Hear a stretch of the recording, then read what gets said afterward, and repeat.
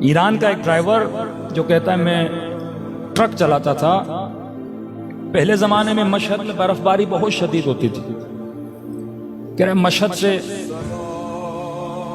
Truck چلا کے میں تہران کی طرف جانا چاہتا تھا تو شدید راستے میں برف باری ہوئی، اتنی برف باری کہ جو گاڑی کے وائپر تھے وہ بھی کام کرنا تقریباً چھوڑ گئے۔ میں نے اپنے ٹرک کو سائڈ پہ لگایا اور میں نے سوچا کہ جب برف تھم جائے گی اس کے بعد میں راستے پر آگے بڑھوں گا، لیکن کہتا نہیں، برف تھمنے والی نہیں تھی اور زیادہ برف باری شدید ہو گئی، یہاں تک کہ میں نے نوٹ کیا کہ راستے پر جتنی گاڑیاں آ رہی تھی ان گاڑیوں نے بھی آنا چھوڑ دیا۔ اب بیچ صحرا میں، مشہد اور تہران کا سفر بہت لمبا ہے اور 80% یہ راستہ صحرائی راستہ ہے۔ کہتے میں نے کہا کوئی بات نہیں، ابھی بھی کانفیڈنس تھا کہ کچھ بھی نہیں ہوگا، برف باری تھم جائے گی۔ میں نے گاڑی کو بند نہیں کیا، کہیں ایسا نہ ہو کہ انجن ٹھنڈا پڑ جائے پھر انجن اسٹارٹ نہ ہو۔ لیکن چند منٹ کے بعد میں نے دیکھا کہ انجن نے آوازیں کرنا شروع کر دی، جیسے انجن بھاری ہو گیا ہے۔ ایک بار بھاری ہوا، دو بار بھاری ہوا، پھر بھی میں پریشان نہیں ہوا کیونکہ مجھے سارا میکینک کا کام آتا تھا۔ میں نے کہا بند بھی ہو گیا تو میں اسٹارٹ کر لوں گا، لیکن کہتا 3-4 مرتبہ اس نے آواز کیا اور چوتھی مرتبہ انجن بند ہو گیا۔ کہہ رہا اب پریشانی شروع ہو گئی، خوف شروع ہو گیا کہ کیا ہوگا میرا۔ میں جلدی سے اترا، پانا اٹھایا اور جہاں جہاں تک ہو سکتا تھا میں نے انجن کو دیکھا، انجن بھی صحیح سالم تھا، ہر چیز میں نے چیک کی، گاڑی کو اسٹارٹ کرنا چاہا، گاڑی اسٹارٹ نہیں ہوئی۔ اتنے میں کہتا ہے میں گاڑی کے کمرے میں آ کے بیٹھ گیا، بس یہ تھا کہ اندر برف نہیں آ رہی تھی لیکن سردی وہی تھی جو باہر والی سردی تھی۔ اب کہتا ہے موت کی یاد آنے لگی مجھے۔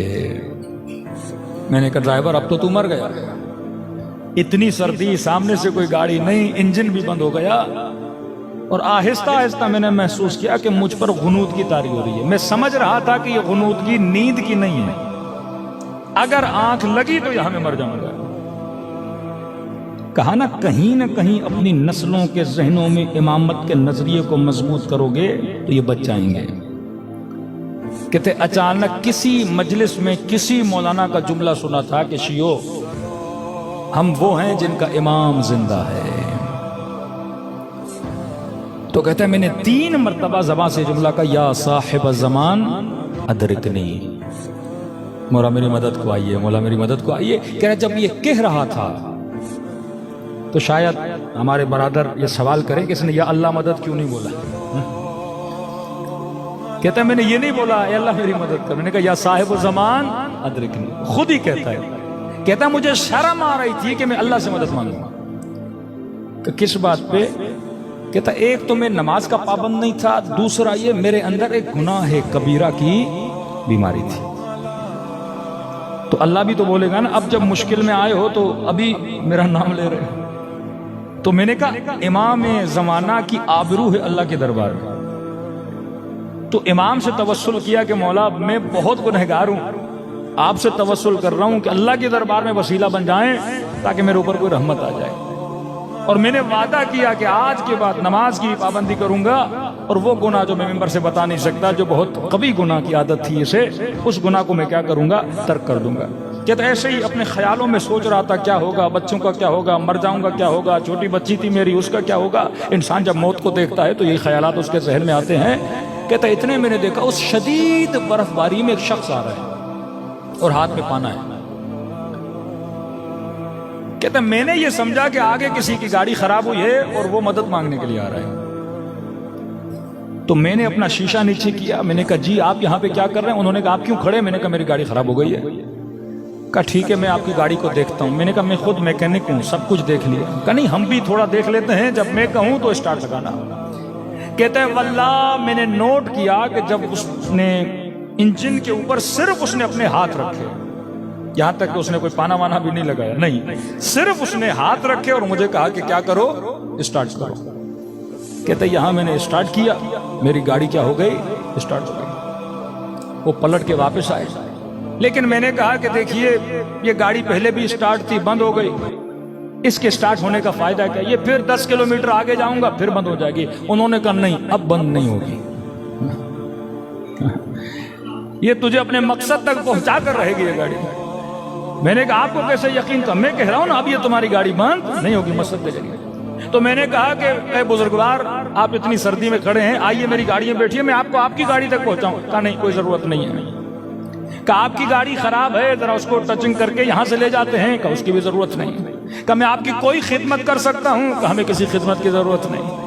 کہا اس وقت میرے جیب میں پیسے بہت تھے ڈرائیور صاحب، میں نے کہا آپ کو جتنے پیسے چاہیے جو میرے جیب میں آپ کو دوں گا، میں بغیر شکریہ کہ آپ کو کیسے جانے دوں؟ آپ نے میری جان بچائی، اتنی سردی میں اگر کوئی نہ ہوتا میں مر جاتا۔ کہا نہیں ہمیں پیسوں کی بھی ضرورت نہیں ہے، اپنے پیسے اپنے پاس رکھو۔ میں نے کہا کچھ تو کروں میں آپ کے لیے، بتائیے میں کیا کر سکتا ہوں آپ کے لیے، آپ نے جان بچائی ہے میری۔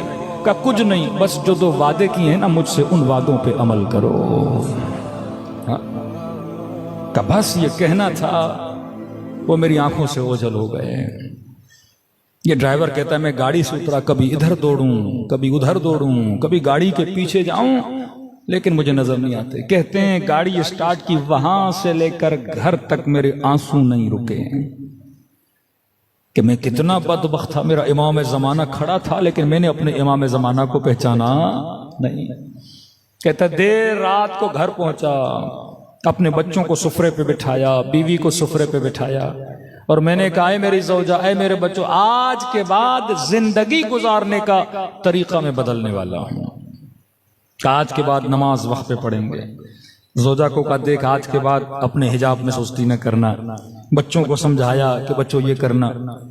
کہ میری بیوی اتنی خوش ہوئی، کہنے لگی کہ میں تو کب سے چاہتی تھی تو دیندار بنے، لیکن تو دیندار نہیں بنتا تھا، لیکن یہ بتا تیرے اندر تبدیلی کیسے آئی؟ اس نے واقعہ سنایا کہ امام زمانہ مجھے نظر آئے تھے، مولا نے میری جان کو بچایا۔ کہتا ہے جب ڈرائیوروں کے بیچ میں گیا یا اذان کا وقت ہوا، سارے ڈرائیور چلے گئے کھانا کھانے، مجھے کہا تو بھی چل کھانا کھا۔ میں نے کہا نہیں، پہلے میں نماز پڑھوں گا، بعد میں کھانا کھاؤں گا۔ تعجب کرنے لگے، آج تو بڑا متقی بن رہا ہے، آج تو بڑا پرہیزگار بن رہا ہے۔ تانے دینے لگے اتنے دن تو کیا کرتا تھا، آج کیسے بن گیا؟ کہ یہ میرا کمال نہیں ہے، یہ فرزند زہرا کا کمال ہے۔ تو کبھی کبھی اس طرح سے جن کے عقیدے باطن میں مضبوط ہوتے ہیں، اہل بیت زیادہ عقیدوں کو مضبوط کرانے کے لیے اپنی زیارتیں کرواتے ہیں۔ صلوات پڑھے محمد و آل محمد۔